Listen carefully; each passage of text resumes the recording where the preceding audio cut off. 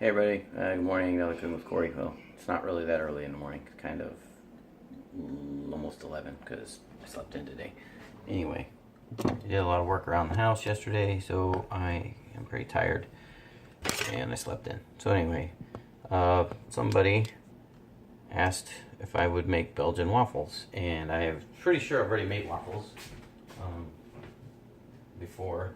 I am fairly certain there's already a waffle video, but since they didn't watch it or didn't go through the archives, I figure whatever, what the heck, I'll make a new one. So I've already got my stuff out.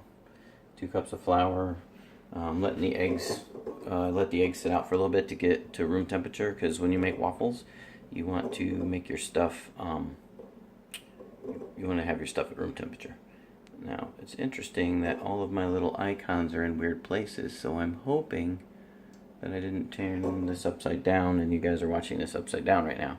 So, like, over here on that part of the screen is where the likes are, and normally that is over here. So, I'm interested to see if either YouTube changed something or maybe I just made this video upside down. So, anyway. But the good thing is now that it's this way, when I look at the camera, I'm looking at the camera straight. So maybe I've been doing it wrong this whole time. I don't know. Right. So what do we need? We need to separate the eggs and pour the milk. So I have the milk here, and I think, like I say in my other video, you need to have the milk room temperature. This is still pretty cool, so I'm going to put it in the microwave and warm it up a little bit.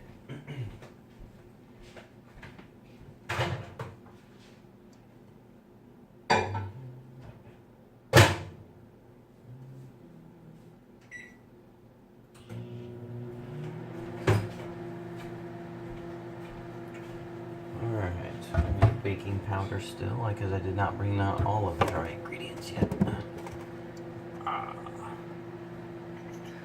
Here, I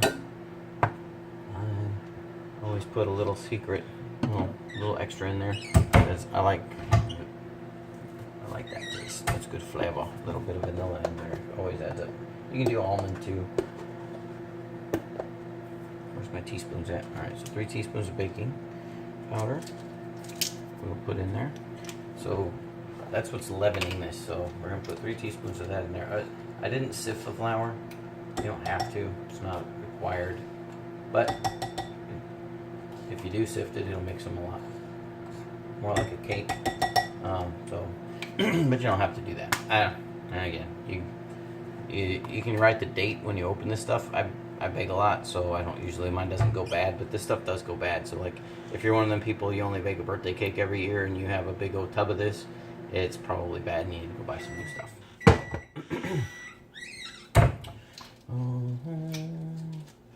And where's my halfers at?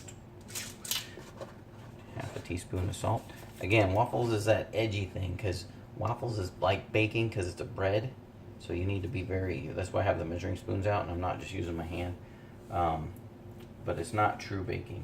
But you will definitely see if you don't use the right ingredients, the right amount. When you make your waffles will not come out good. It'll be yucky. Just saying.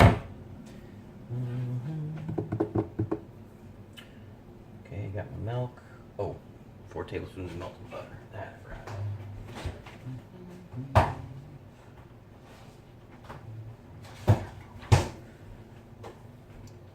So when you buy butter, like this butter, if you look, it says the lines on it. It'll tell you how much to use. So 4 tablespoons is usually half a stick of butter, of a whole stick of butter.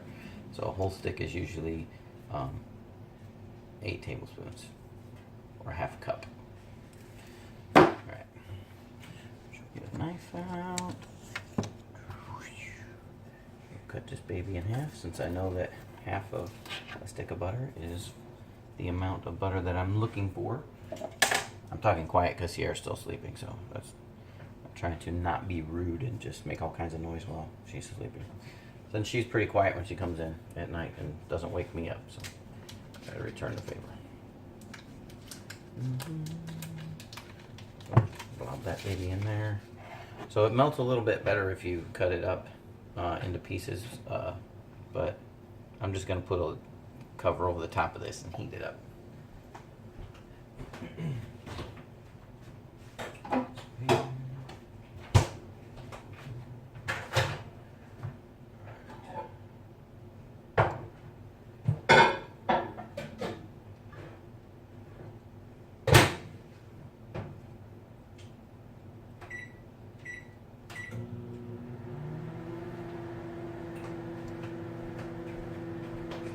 Didn't quite boil it, like I said, just took the chill off of it. So if you put your finger in here, you touch it, it's still I mean, it's not hot.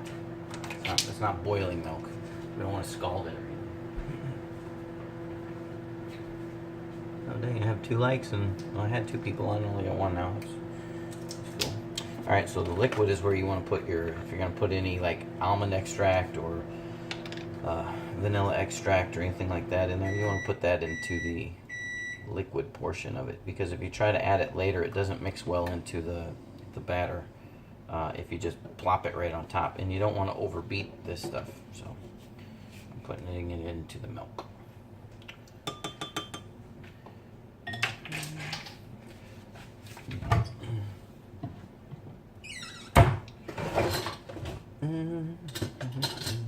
Where's my whippers?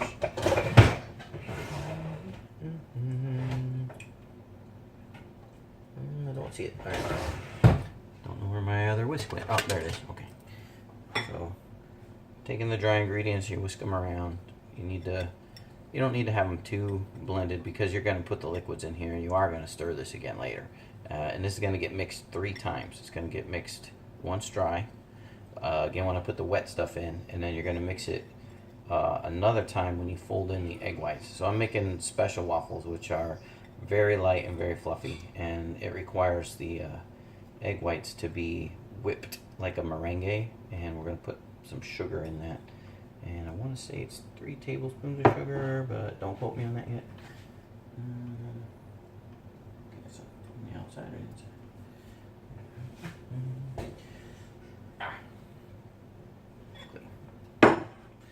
Alright, separating the eggs. Let's see if our butter's ready here.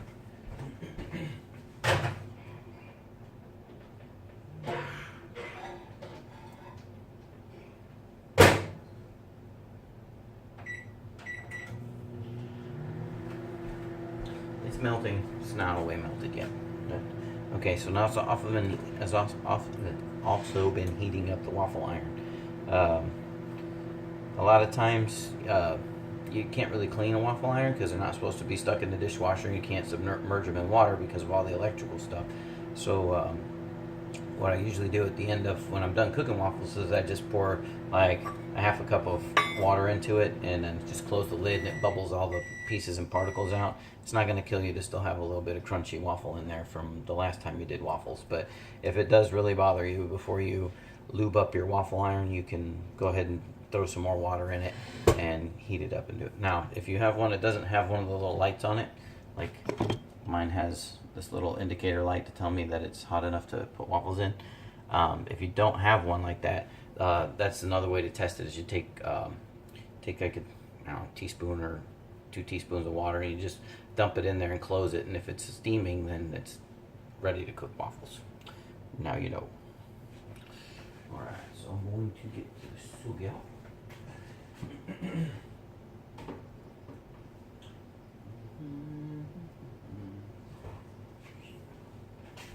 Got sugar. This is going to get into the waffle mix stuff. Yeah, it's 3 tablespoons of sugar. So where's my little cups here? Let's measure that out so I can get rid of these over here.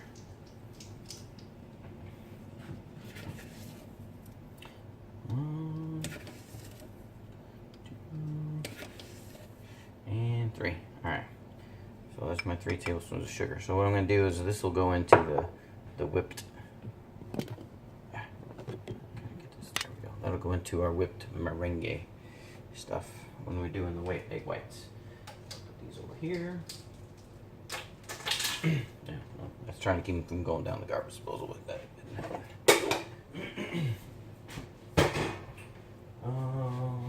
our butter should be done.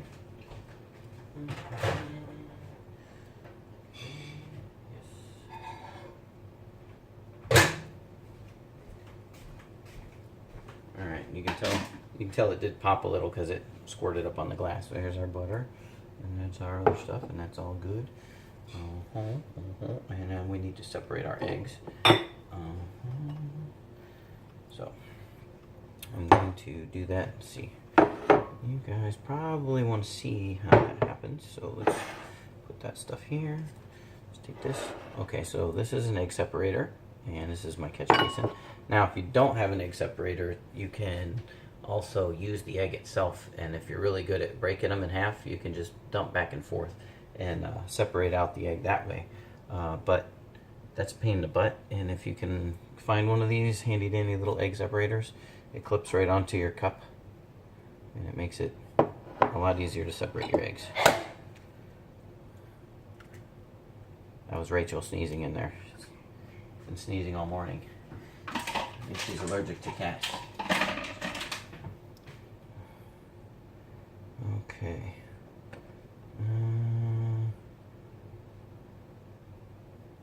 Looks kind of gross, huh? So we're just going to clip that off right there. Blop. Alright. There's one egg white.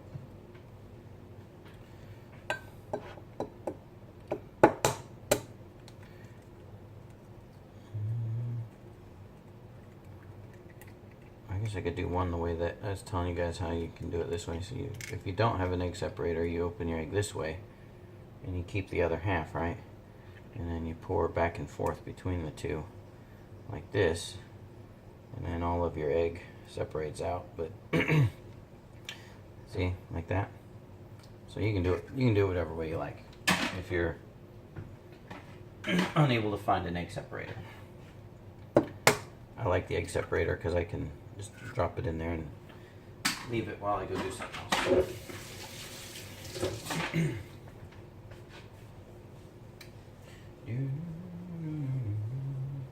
Now I need my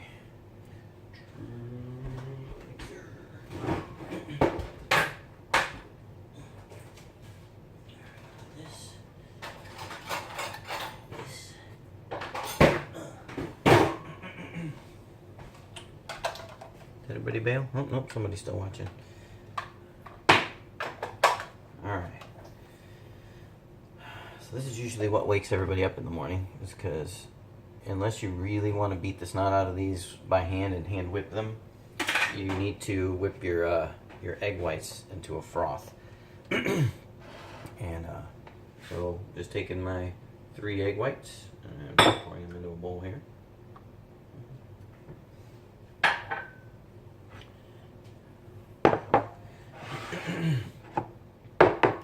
Your egg yolks, you're just going to blend them up like you were making scrambled eggs.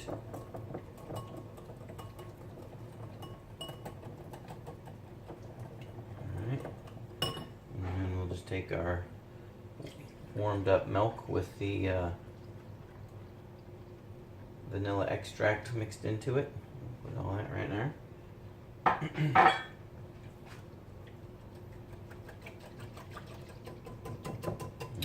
That do its thing.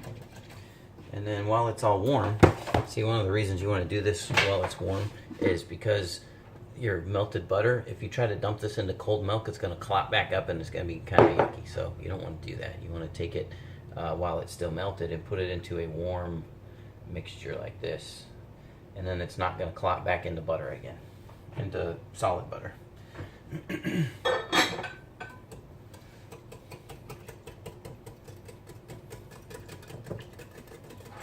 Okay, and I have not had any coffee this morning, so you're going to have to excuse me while I take some of this,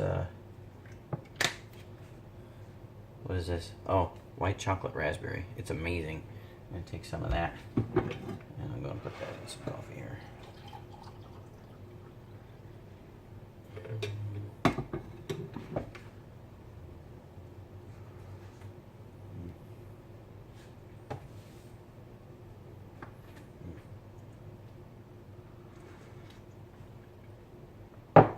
Still in my pajamas. These are my Notre Dame pajamas.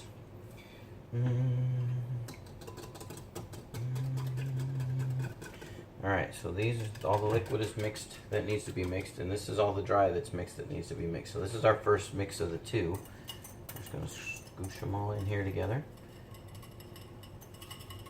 Hopefully I'm talking loud enough so you guys are picking this up. There's no voice doohickey on here that shows you if you're talking loud enough. And we mix her together like this. And now this isn't this isn't like pancakes where you want to leave the batter lumpy. With waffles, you want to mix this stuff up. You want it to get all blended in there good.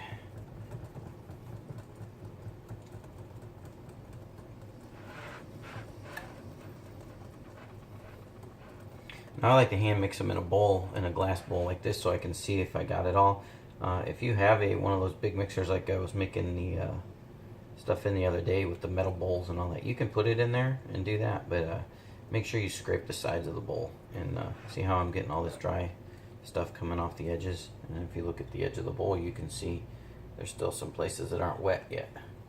So we're going to get that nice and wet in there like that.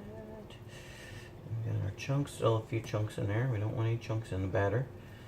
Again, pancakes, fine, leave chunks in the batter. So it's actually desirable. But if you don't want to leave chunks in the batter, then like this, you're going to stir it all up real good. Now, see how it's kind of starting to bubble? That's that the baking soda and the flour and stuff are starting to do its thing, and it's getting very airy. So it's starting to get bubbles in it, so that's kind of cool. We want that to happen. So we're going to leave that there for now. And I may not have grabbed a big enough bowl because I don't know how I'm going to fold my egg whites into this when they're done. But we'll figure that out in a second. It's about to get real loud. Sorry, Sierra, I know you're sleeping, but... Alright, so you take your this is usually done better in a cold metal bowl, so... because then it helps it form the peaks and it doesn't break it down.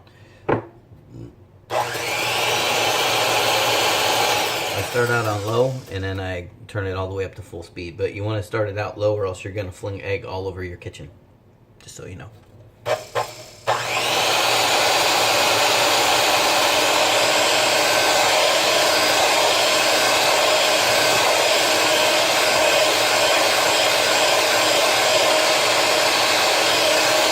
See how it's starting to get bubbles in it? I don't know if you can hear me over this, but there's bubbles.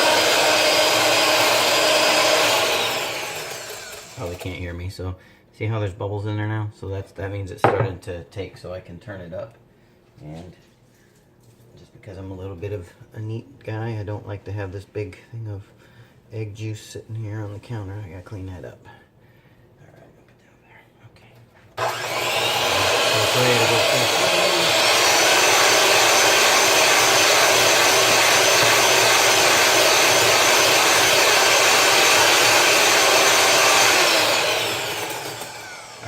See how now it's just starting to peak up and have the froth is foaming up. So now is the time to add a little bit of the sugar. Just a little bit of the sugar.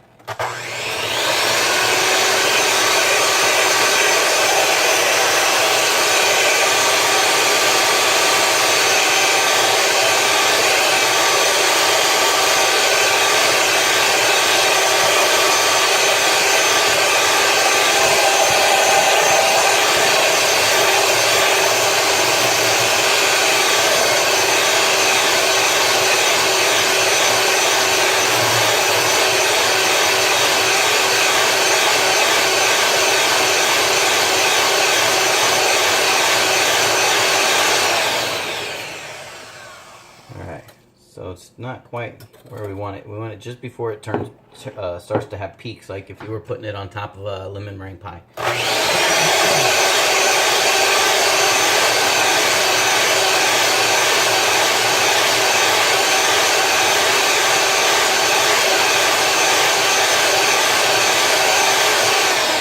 Just like that. See how it's it kind of started to take solid form, but just before it does that, we don't want it to be, we don't want meringue.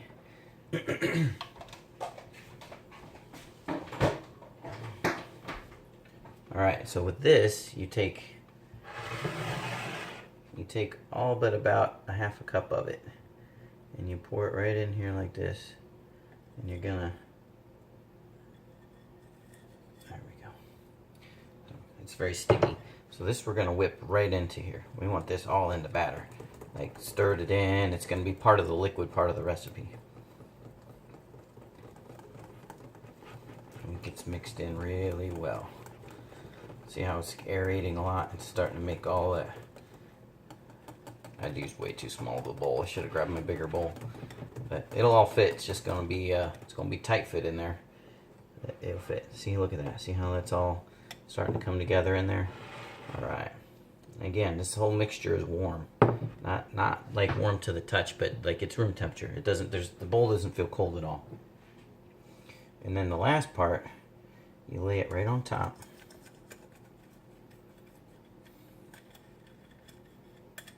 Like this. Now this is what makes them very, very, very, very light. These waffles are gonna like melt in your mouth. So you just fold them in. You just a little bit. You want this to stay white and frothy. So you just fold it in just a little bit like that, so that it's throughout the batter. And again, this is kind of a tiny, tiny, tiny bowl, so I probably should have used just a bit of a bigger bowl.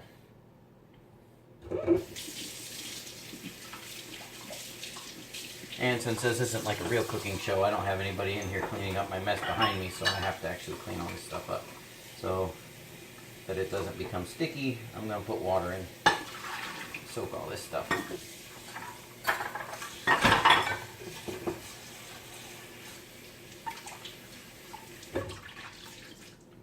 Alright, so this is just, it's still pretty easy. Regular waffles, you just don't do the you know, the meringue and all that. You just toss the whites right in there with the, I mean, you just do the egg all together. You don't separate it or anything.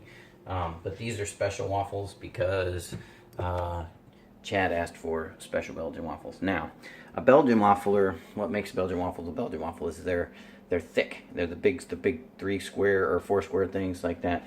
I don't have a necessarily named Belgian waffler, air quotes. Need coffee. Anyway, so this is definitely hot enough to cook on. However, unless you want to sacrifice the first waffle every time, this is very hot, and you're going to burn the snot out of and stick the crap out of your first waffle, and then you're going to be very frustrated. Unless you have like a brand new waffle iron and your non-stick stuff still works, I suggest you get a little lubricant in there. So you can either use Pam, or what I do is I take Crisco on a brush, and I'll brush it with Crisco. Crisco will make it a little bit crunchier, but since I'm almost out of Pam, I might as well just, and it sticks more in the middle than on the sides, so you don't have to like googe your whole waffle iron down. I guarantee you, the hottest spots are like right in here in my waffle iron, and that's where it's going to stick. So if it's going to, that'll work. That's where it'll go. All right, so it's a half a cup of batter in my waffle iron. You want to read the directions for yours. You do not want to overfill it, because what happens is when you overfill your waffle iron, the goo, as it expands, shoots out the sides. So you do want to spread it out nice and even, knowing that this stuff is going to expand quite a bit, because it's a bread. Waffles are a bread. It's going to expand like crazy. So what I like to do is I like to let it start kind of settle in here, and see the bubbles are coming before I close the lid, so I can see if it is going to leak out anywhere and kind of mitigate that beforehand. But since that one looks pretty good, I probably could have put just a touch more in there, but it's going to grow, and you'll watch the lid come up from where you guys are at. And I'm a little bit over my normal 20-minute mark, but I didn't have all my stuff ready like normally I do either. Let's turn this off so it's not near face. I didn't realize the light was shining that bad in there. So, ooh, the fromage smells good. So let me go get my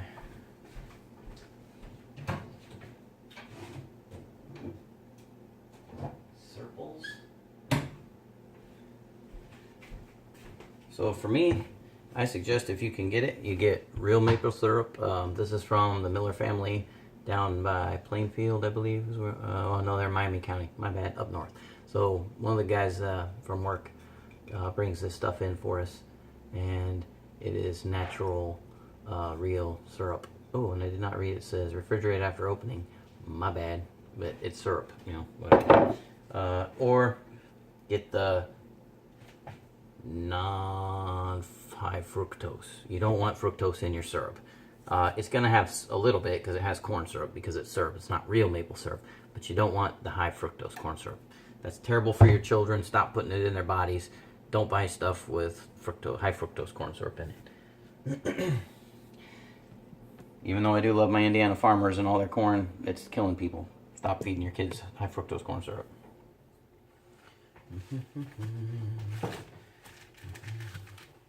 And I don't mean it's killing you because it's poison. I mean it's killing you because it's making them fat, because it's not a real sugar and your body can't process it the same way that it processes normal sugar.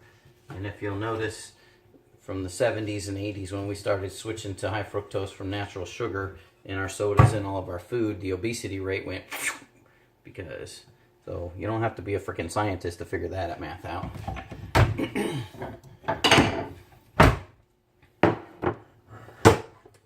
Alright, so I got to running my suck too much and I kind of accidentally cooked this guy a little too much, but let me get a fork here and get that guy out.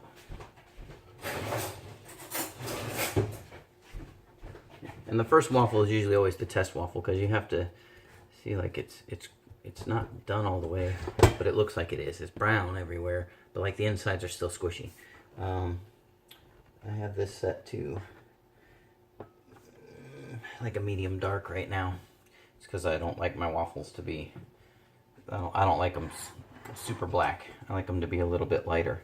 So this was the sacrificial waffle.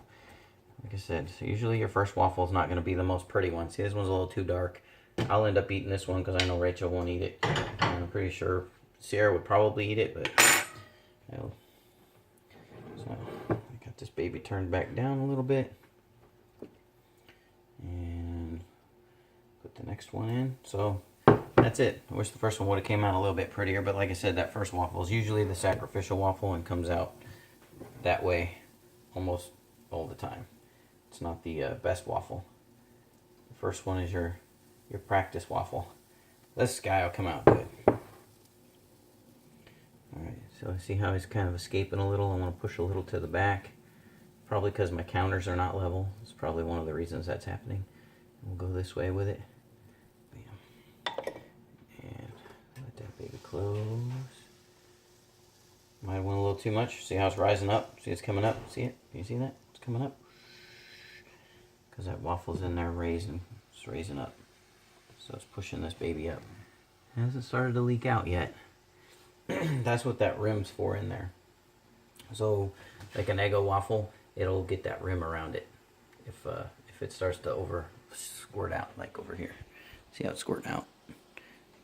Didn't quite overflow all the way though. I did all right. I didn't overflow it too much. But anyway, that's waffles. Chad, I hope you're making waffles with your kids. I'm sorry it's after 11, so they're probably already hungry and you fed them something else. But